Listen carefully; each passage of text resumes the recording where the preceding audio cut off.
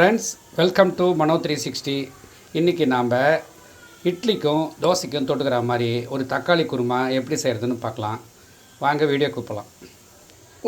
கொஞ்சம் எண்ணெய் விட்டுக்கோங்க. ஃபஸ்ட்டு எண்ணெய் காஞ்ச உடனே ஒரு அரை டீஸ்பூன் சோம்பு போட்டுக்கோங்க. அது பொரிஞ்ச உடனே பூண்டு போட்டுக்கோங்க, இஞ்சி போட்டுக்கோங்க, ஒரு 5 பச்சை மிளகாவை கட் பண்ணி வச்சுருக்கேன், அதை போட்டுக்கோங்க. இப்போ ஒரு 2-3 வெங்காயம், 3 வெங்காயம் நறுக்கி வச்சுருக்கேன், அதை ரஃப்பாக நறுக்கி வச்சுருக்கேன், அதை போட்டுக்கலாம். பெரிய வெங்காயம்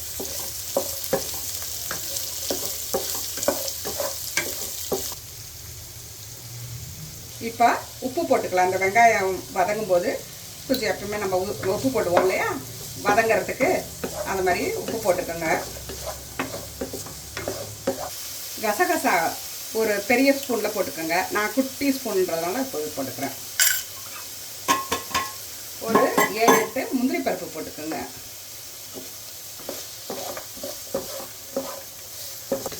இப்போ ஒரு குட்டி தக்காளி ஒரு 4-5 தக்காளி அரிஞ்சு வச்சுருக்கேன். நீங்கள் பெருசாக இருந்ததுன்னா ஒரு 3 போட்டுக்கோங்க, குட்டியாக இருந்துச்சுன்னா ஒரு 4-5 போட்டுக்கலாம்.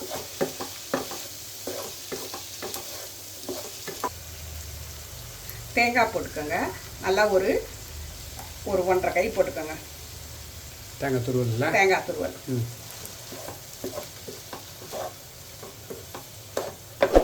ஒரு கப்பு போடலாம்.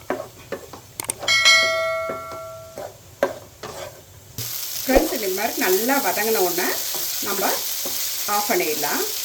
கொஞ்சம் நாளைக்கு நல்லா ஆறின உடனே கொஞ்சம் தண்ணி ஊற்றி அரைச்சிக்கலாம்.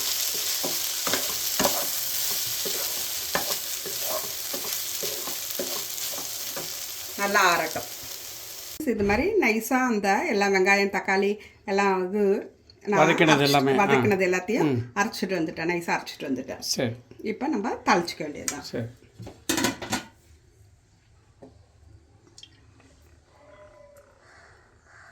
எண்ணெய் ஊற்றி காஞ்சோடனே கொஞ்சோண்டு சீரகம் போட்டுக்கோங்க,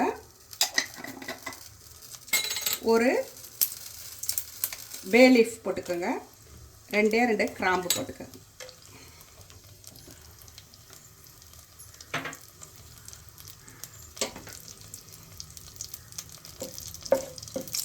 இப்போ நான் அந்த விழுதை போட்டுக்கோங்க.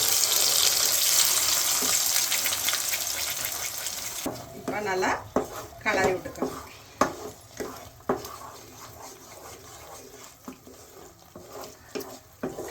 இது ரொம்ப கலரிட்டே இருக்கணும்னு இல்லை, ஏன்னா நம்ம ஃபஸ்ட்டு எல்லாமே வதக்கி தான் பண்ணது.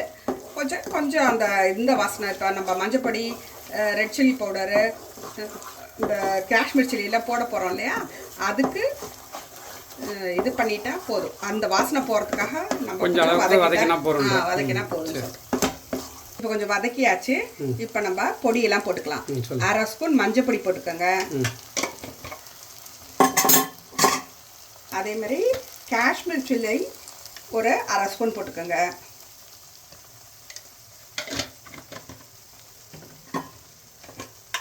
ரெட் சில்லி ஒரு 1/2 ஸ்பூன் போட்டுக்கோங்க.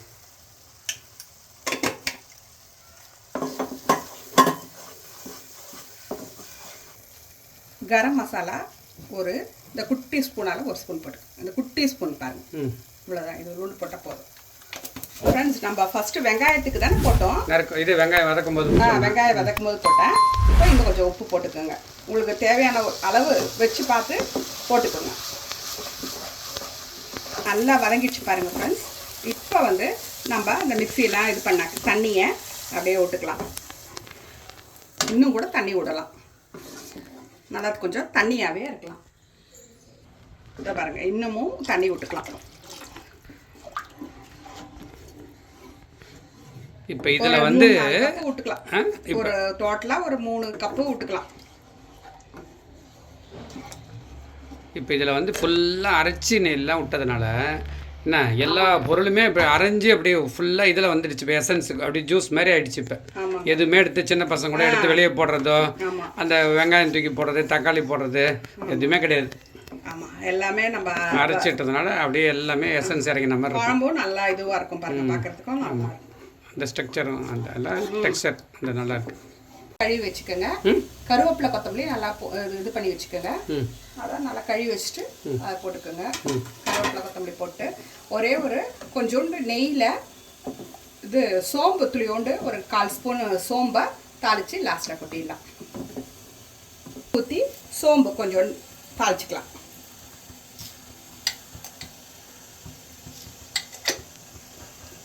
சீக்கிரமாக நம்ம செஞ்சிடலாம், ஏன்னா எல்லாத்தையும் போட்டு வதக்கிட்டோன்னா இது முடிஞ்சிருது. அதனால் கொஞ்சம் சீக்கிரமாக செஞ்சிடலாம். இட்லி குருமா ரொம்ப தக்காளி குருமா ரொம்ப டேஸ்டியாக இருக்கும். செஞ்சு பாருங்கள், ஷேர் பண்ணிக்கோங்க, கமெண்ட்ஸ் போடுங்க.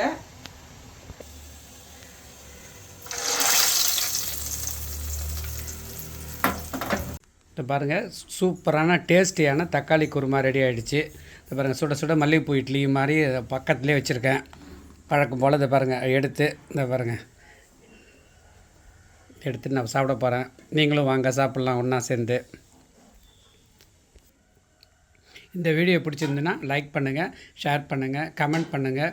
நீங்கள் எதுக்கெல்லாம் இது தொட்டுப்பீங்கன்னு சொல்கிறது எனக்கு கமெண்ட் பண்ணுங்கள். சப்ஸ்கிரைப் பண்ணுங்கள். அந்த பெல் பட்டனையும் ப்ரெஸ் பண்ணிவிடுங்க. இன்னொரு வீடியோவில் சந்திக்கலாம். அதுவரை பாய்.